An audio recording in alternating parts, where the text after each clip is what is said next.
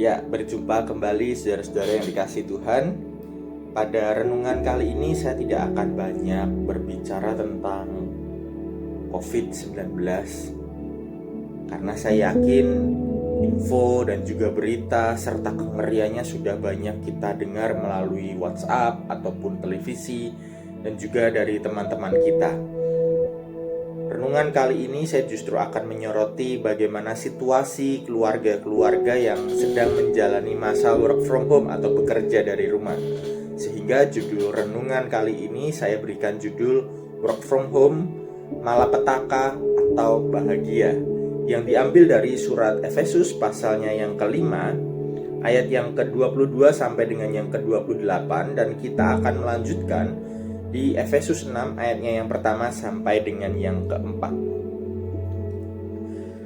Renungan ini terinspirasi dari status di Facebook dari beberapa orang yang saya kenal, menyatakan bahwa work from home itu jauh lebih stres, jauh lebih gak enak ternyata. Padahal semula kita mengira work from home itu jauh lebih enak ya, karena setiap hari di rumah. Siapa yang stres? Ternyata bukan hanya orang tua saja, tetapi juga anak-anak kita pun mengalami stres. Stres karena apa? Stres karena dimarahin orang tuanya. Saya berharap Bapak Ibu tidak menjadi pelaku-pelaku yang melampiaskan kemarahan kepada anak-anak kita di masa-masa work from home ini. Karena apa? Karena itu membuat anak-anak kita menjadi makin stres di tengah situasi seperti ini, dan membuat anak kita makin gak betah di rumah.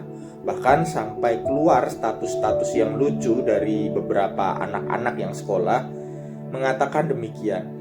Wah, ternyata aku baru tahu kalau sekolah itu jauh lebih enak daripada di rumah. Padahal biasanya kalau sekolah kepengennya libur di rumah aja. Kenapa anak-anak ini merasa lebih senang di sekolah? Karena ternyata ketika di rumah justru dia banyak dimarahin. Ketika bertanya kepada orang tuanya juga bingung, gak bisa bantuin anak-anaknya. Dan kemudian karena orang tuanya bingung, akhirnya orang tua marah-marah ke anak. Akhirnya si anak pun bertobat. Dia berkata, mulai besok aku akan mensyukuri lagi yang namanya sekolah. Aku mulai rajin sekolah.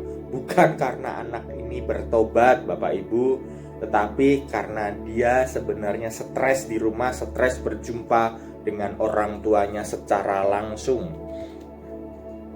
Bukan hanya relasi orang tua dan anak saja yang ternyata mengalami masalah. Relasi antar pasangan itu pun juga banyak masalah. Apa saja masalahnya dan seberapa besar masalahnya? Cerita dari beberapa rekan pendeta yang melayani jemaat di tengah-tengah masa pandemi COVID-19 ini sungguh mengejutkan, karena ternyata ada banyak sekali keluarga-keluarga muda yang rumah tangganya justru mengalami konflik besar, konflik hebat di tengah-tengah situasi krisis ini. Bukan hanya dunia yang sedang krisis, tetapi dunia rumah tangga juga sedang krisis. Bahkan sampai ada beberapa rumah tangga yang mengajukan ingin bercerai. Ada pasangan-pasangan yang lebih memilih untuk bercerai. Tentu ini menjadi pertanyaan. Masa-masa work from home ini kenapa justru memicu konflik sampai begitu besarnya? Kenapa tingkat perselisihan lebih tinggi saat sering ketemu atau setiap hari ketemu? Yang pertama, hilangnya jarak. Seperti yang kita ketahui, setiap kita pasti membutuhkan yang namanya me time atau waktu pribadi dengan diri kita sendiri. Nah, sedangkan sekarang setiap hari kita harus berjumpa dengan pasangan kita hampir 24 jam sehari. Jika kita tidak ada keperluan keluar, bisa dipastikan 24 jam sehari kita bertemu dengan pasangan kita. Lihat mukanya terus, lihat kelakuannya terus. Hal itu yang dinamakan ketiadaan jarak. Ketiadaan jarak membuat kita justru rentan konflik dengan pasangan kita. Yang kedua adalah antara harapan dan kenyataan tidak sesuai.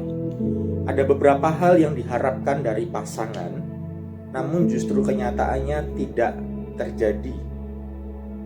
Ada hal-hal yang ingin pasangan kita lakukan, tapi ternyata pasangan kita tidak lakukan. Atau ada juga yang justru melihat kenyataan itu kok sungguh tidak enak. Pasangan kita ternyata lebih sering main handphone di rumah. Ternyata bukan main handphone, tetapi dia memang bekerja. Tapi kemudian kita berkata, sudah di rumah kok main handphone terus. Atau anak-anak kita berharap anak kita bisa membantu kita ketika kita di rumah, tetapi justru anak-anak kita juga banyak menghabiskan waktunya dengan handphonenya. Bisa dimaklumi karena mungkin merasa bosan. Situasi-situasi yang seperti ini tentu menimbulkan konflik yang berkepanjangan jika tidak segera diselesaikan. Akhirnya, ketiadaan komunikasi ini membuat sesama atau pasangan makin mengalami keterasingan. Antara orang tua dan anak juga mengalami keterasingan. Antara diri sendiri dengan pasangan kita mengalami keterasingan.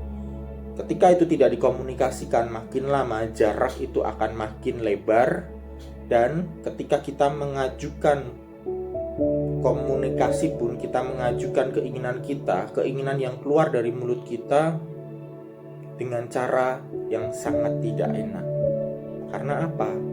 Sudah terjadi cukup lama situasi yang sangat tidak nyaman. Nah, yang ketiga kemudian, tidak adanya tempat pelampiasan emosi. Biasanya jika kita di kantor, jika kita seorang pimpinan, kita punya anak buah atau karyawan yang jikalau kita emosi, mereka seringkali jadi sasaran kemarahan kita. Atau jika kita karyawan, kita punya teman untuk berbagi keluh kesah kita. Tetapi sekarang yang terjadi adalah setiap hari kita berjumpa dengan anggota keluarga kita. Akhirnya mereka lah yang menjadi sasaran emosi kita. Karena hal-hal yang demikianlah, kebersamaan dalam keluarga yang seharusnya menjadi suatu hal yang menyenangkan ternyata justru menjadi tragedi. Seorang yang bernama Anderson menegaskan bahwa ternyata situasi yang terjadi selama ini, sekarang ini khususnya, itu bukan terjadi secara langsung, tetapi akibat dari krisis-krisis yang terjadi di masa lalu, krisis-krisis yang tertimbun yang tidak diselesaikan dan saat ini meledak. Krisis yang terjadi di masa lalu tidak diselesaikan dan saat ini menjadi sebuah krisis besar di dalam sebuah rumah tangga. Bacaan dalam surat Efesus kita pada hari ini tentu sudah tidak asing lagi bagi kita. Dan biasanya kita mendengar bacaan ini dalam khotbah-khotbah pernikahan atau bulan keluarga. Tapi perlu kita ketahui bersama bahwa firman Tuhan dalam surat Efesus ini bukan hanya untuk orang yang baru menikah atau bukan untuk bulan keluarga saja, tetapi untuk pegangan kita di dalam menjalani realita hidup rumah tangga setiap hari. Karena firman Tuhan ini sifatnya bukan sekali dilakukan, bukan dilakukan ketika kita membaca lalu kemudian besoknya kita melakukan bukan. Firman Tuhan yang kita baca pada hari ini sifatnya adalah terus-menerus, berkesinambungan dan juga dialogis. Artinya dalam teks ini diceritakan ada suami, ada istri dan juga anak-anak. Harus ada hubungan dialogis antara istri, suami, orang tua, dan juga anak. Ketika kita melihat teks istri tunduk pada suami, hal itu tidak dapat dilepaskan dari teks suami mengasihi istri. Bahkan juga tidak bisa dilepaskan dari teks anak-anak harus menghormati orang tua. Anak-anak menghormati orang tua ini pun tidak bisa dilepaskan dari kata-kata, bapak-bapak jangan membangkitkan amarah di dalam hati anak-anakmu. Tentu rangkaian ayat ini memiliki kedalaman makna yang begitu indah dan sangat-sangat relevan di masa work from home ini. Kita mau lihat bersama setidaknya ada dua hal yang dapat kita maknai di dalam ayat ini. Yang pertama adalah proses saling. Proses saling ini adalah proses komunikasi. Istri tunduk pada suami itu diikuti dengan proses suami mengasihi istri. Proses saling ini adalah proses komunikasi. Seorang istri akan tunduk dengan segala ketulusan kepada suaminya ketika suaminya senantiasa mengasihi istrinya. Dan juga bukan hanya mengasihi, namun juga mengasihi sama seperti Kristus mengasihi jemaatnya, yaitu dengan menyerahkan dirinya. Saudara-saudara, bahasa komunikasi yang paling indah adalah dengan pengorbanan atau penyerahan diri. Seorang istri pasti akan sangat merasakan jika seorang suaminya mampu memberikan dirinya, rela mengorbankan dirinya untuk istrinya. Pemberian diri inilah wujud pengorbanan sesungguhnya dari suami untuk istri. Dan percayalah, jika kemudian sang istri dapat merasakan dan memaknai pemberian sang suami, maka istri pun akan tunduk pada suami dengan segala ketulusannya. Proses komunikasi ini perlu dilatih terus-menerus, perlu dilatih setiap hari. Karena inilah proses yang berkesinambungan dan dialogis. Yang kedua adalah peran dan status. Kita hidup di dalam budaya yang lebih sering dan lebih senang menekankan pada status. Misal saja, aku ini orang tuamu, jadi kamu harus nurut sama aku. Atau sang suami berkata kepada istrinya, aku ini suamimu, jadi kamu harus nurut sama aku sepenuhnya. Firman Tuhan berkata, istri harus tunduk pada suami, jadi kamu harus tunduk pada aku. Atau istri berkata kepada suami, aku ini istrimu, kamu harus mengasihi aku, kalau tidak nanti kamu berdosa. Ini status. Kita lebih mengedepankan status. Di masa sekarang, kita perlu lebih menekankan peran, karena memang teks ini pun berbicara tentang peran. Seorang suami mengasihi istri dengan memberikan diri, itulah peranan suami. Memberikan dirinya, mengorbankan. Istri tunduk pada suami, itulah peran istri. Anak-anak menghormati orang tua, itu peran anak. Secara konkret, peran itu dapat dinyatakan dengan cara sederhana. Walaupun sederhana, tapi ini susah. Sederhana dengan cara kita menjadi sahabat bagi pasangan kita, atau kita menjadi sahabat bagi anak kita. Dengan menjalankan peran kita, percaya pasangan kita akan dapat merasakan ketulusan kita, dan juga anak-anak kita pun akan merasakan ketulusan kita dalam mengasihinya. Bukan tidak mungkin jika suatu saat nanti anak-anak pun juga akan menjalankan perannya. Karena apa? Anak-anak belajar dari orang tua. Anak-anak adalah peniru yang handal. Dan saudara-saudara, ada dua hal berarti ya. Yang pertama adalah soal proses saling, yang artinya proses komunikasi. Dan yang kedua adalah bagaimana kita lebih mengedepankan dan menekankan pada peran. Di masa work from home ini tentu menjadi masa yang berat untuk kita berproses bersama dengan keluarga. Dan bahkan masa work from home ini masih belum pasti sampai kapan. Kita belum tahu kapan berakhirnya. Artinya sebagian besar waktu kita akan kita habiskan bersama dengan keluarga inti kita.